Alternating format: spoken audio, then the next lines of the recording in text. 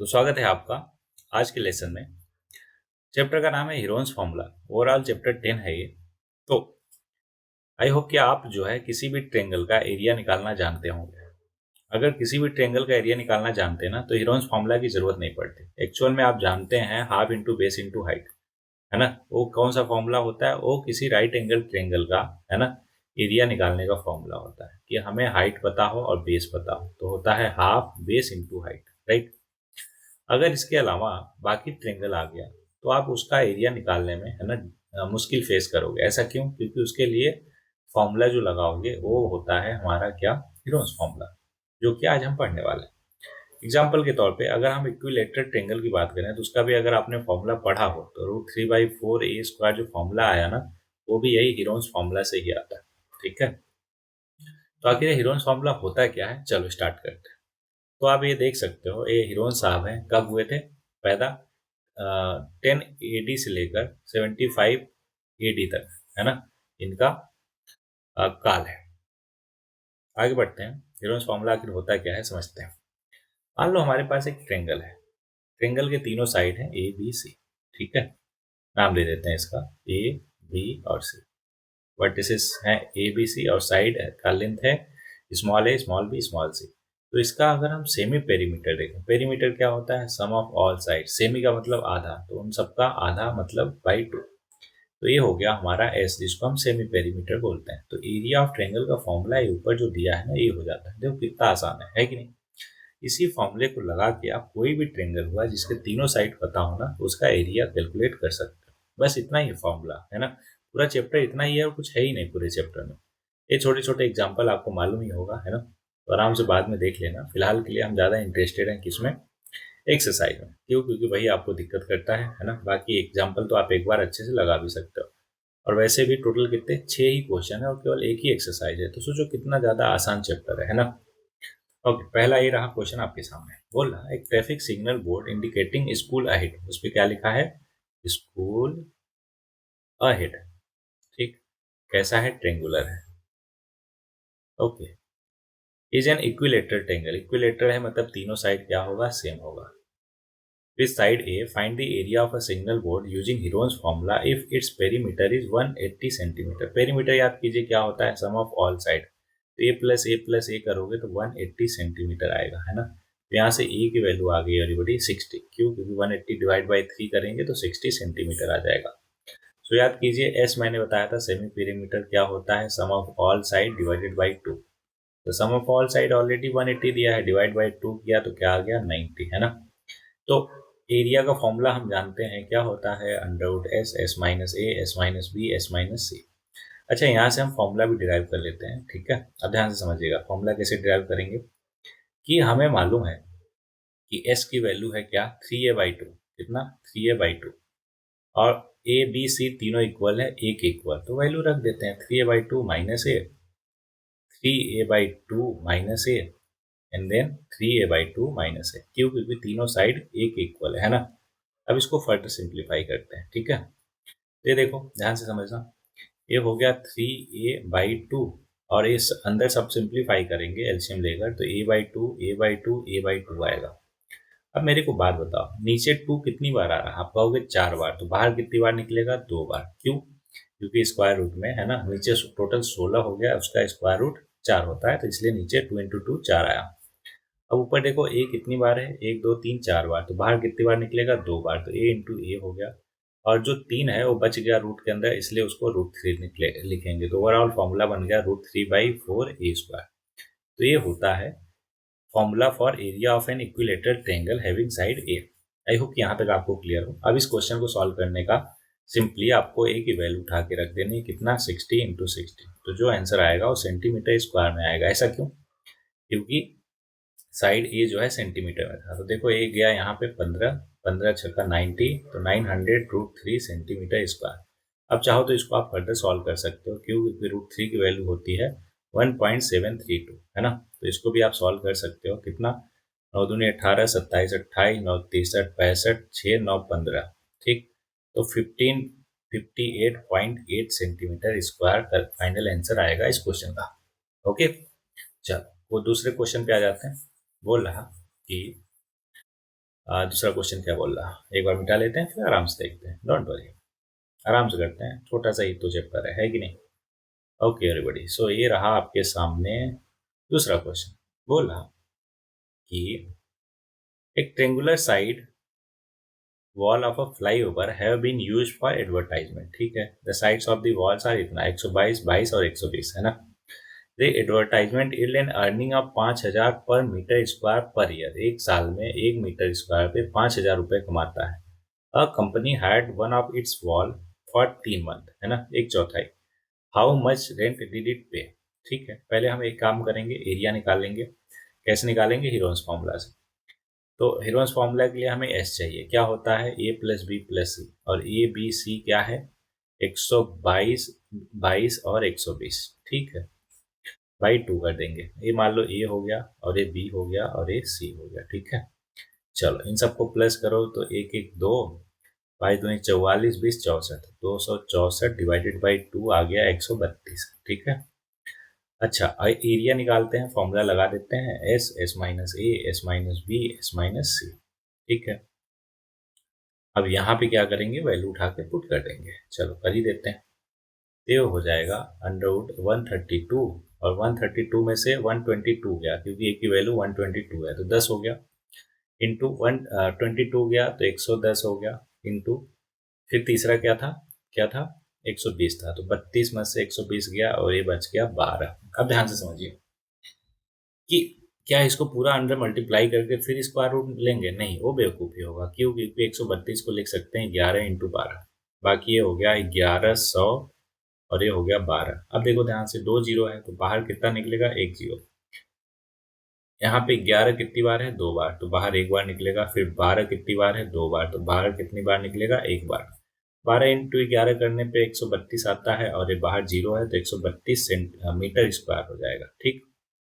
अब ध्यान से समझिएगा कि हमें बोला था कि 5,000 per metre square per year वो कमाता है ना। तो कंपनी ने अगर उसके वॉल को हायर किया 3 महीने के लिए, तो 3 महीने का मतलब एक चौथाई। पहले तो ये समझ लो, 5,000 अगर पर मीटर स्क्वायर है तो 1320 मीटर स्क्वायर का, मीटर ही है ना, हाँ मीटर ही है क्योंकि तीनों के तीनों डायमेंशन मीटर में थे। तो 1320 मीटर स्क्वायर का क्या हो जाएगा, 5,000 इंटू 1320, डिवाइड करेंगे बाई 4 से। क्यों, क्योंकि देखो एक साल का पूरा 5,000 था, तो 3 महीने का मतलब एक चौथाई, 12 महीने में 3/12 मतलब कितना आ गया, 1/4 आ गया, इसलिए बाई 4 हमें करना पड़ा। आई होप ये क्लियर होगा आपको, राइट। तो बस इसको सिंप्लीफाई कर दो, 4 तिहाई 12 जीरो, और फिर जी 4 जीरो हो गया, फिर 5 15, 5 15 एक 16। तो ये कुछ आपको दिख रहा होगा, 16,50,000, है ना।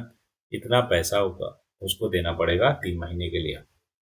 ओके, चलो दूसरा भी आई होप कि आपको क्लियर हो गया होगा। तीसरे पे आ जाते हैं। तीसरा क्वेश्चन क्या बोल रहा कि there is a slide in a park, one of the side has been painted in some colour with a message keep the park green and clean. ये दिया है हमें डायग्राम इसका, है ना। तो बोला find the area of painted in colour, है ना। पेंटेड इन कलर बताना है हमें, ठीक है, अभी बता देते हैं, डोंट वरी। ये कितना कितना है पहले देख लेते हैं, क्वेश्चन पहले समझ लेते हैं। There is a slide in a park, one of its side wall has been painted in some color with a message keep the park green and clean if the sides of the wall are 15, 11 और 6। देखो ये 11 है और ये 6 है और ये 15 है, तो इसका एरिया तो निकालना जानते हो, ए ले लो 11, बी ले लो 6 और सी ले लो 15। बताओ एस क्या हो जाएगा, A plus B plus C by 2 होता है, तो 15 6 21 11 32 बाई 2 आ गया 16, ठीक।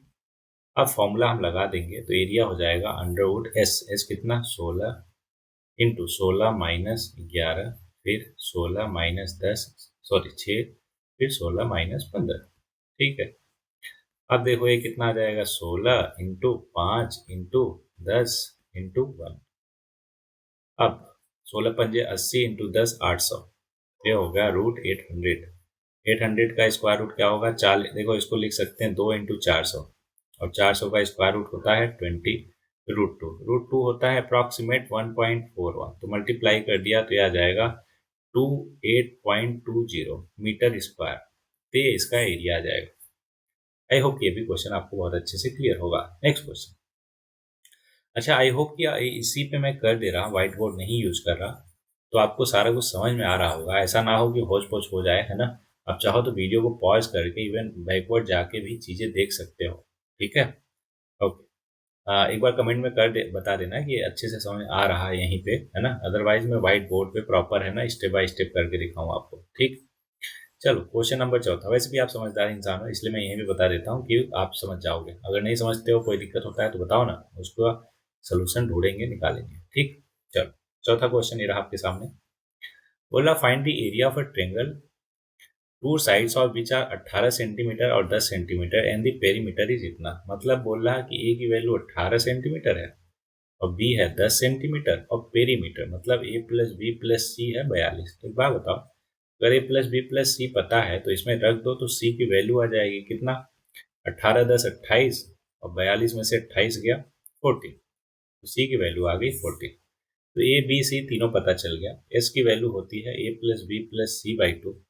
ए plus B plus C already दिया है 42, तो बाई टू कर देंगे, आ गया 21, राइट। अब एरिया हमारा होता है formula, Heron's formula S S minus A S minus B S minus C. क्या कर लोगे, क्या पूरा आपका पूरा बताओ, कर लोगे राइट। शाबाश, आप कर लेना इसको।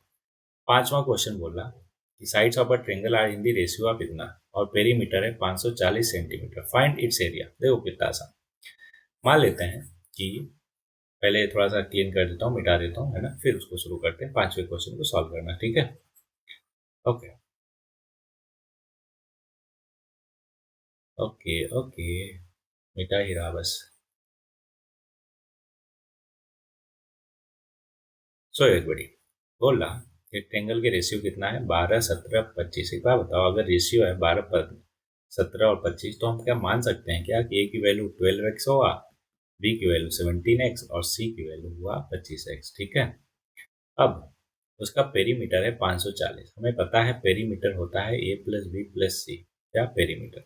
सबकी वैल्यू रख दो, 12x 17x, है ना, प्लस 25x। तो एक इसके इक्वल होना चाहिए 540 सेंटीमीटर। अब यहाँ पे देखो 12 17 हुआ कितना 29, 25 कितना 54, तो 54x इक्वल टू 540। 54 से 54 गया, x की वैल्यू आ गई 10 सेंटीमीटर। अब ध्यान समझो, तो ए बी सी क्या हो जाएगा, ए हो जाएगा हमारा 120, बी हो जाएगा 170 और सी हो जाएगा 250 और एस क्या हो जाएगा, पेरीमीटर का आधा 570, सॉरी 540 का आधा जो कि आ गया 270। अब मेरे को बताओ कि एबीसी पता है, एस पता है, तो क्या फॉर्मूला लगा के हीरोन्स आप एरिया नहीं निकाल लोगे, बिल्कुल निकाल लोगे, है ना।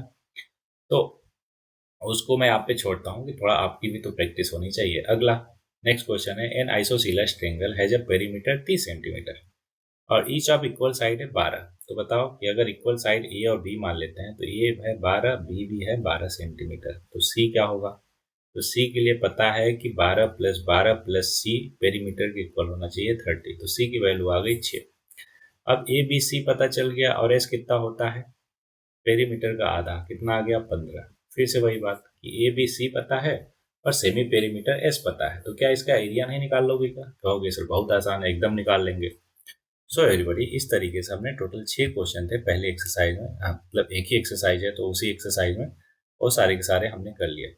आई होप कि आपको कहीं पे भी कोई भी कंफ्यूजन प्रॉब्लम नहीं आई होगी। लेकिन यहीं पे आपका काम खत्म नहीं होता है, क्यों, क्योंकि मुश्किल से 15 मिनट भी नहीं हुए हैं अभी और पूरा चैप्टर खत्म। तो ज़रूरी है कि आपकी अच्छी लेवल की प्रैक्टिस होनी चाहिए। उसके लिए जैसा कि होमवर्क में आपको मिलता है कि एनसीईआरटी अभी ये जो बुक किया हमने उसके एग्जाम्पल और एक्सरसाइज आप फिर से करोगे पूरा का पूरा। मैंने करवाया वो अलग बात है, कहीं पे डाउट हुआ तो लेक्चर रेफर करोगे। दूसरा, एग्जाम्पलर उठाओगे, कैसे कहाँ से मिलेगा, ऑब्वियस है गूगल करो, है ना, मिल जाएगा आराम से पूरा का पूरा। एग्जाम्पलर के सारे क्वेश्चन करो इस पर्टिकुलर चैप्टर के। तीसरा, उसके बाद से उठाओ आप आरटी शर्मा। अगर आप मैथ्स में अपने आप को एक बेहतरीन लेवल पे ले जाना चाहते हो तो ये 3 के 3 रिसोर्सेस आपको कंप्लीट करने ही करने पड़ेंगे।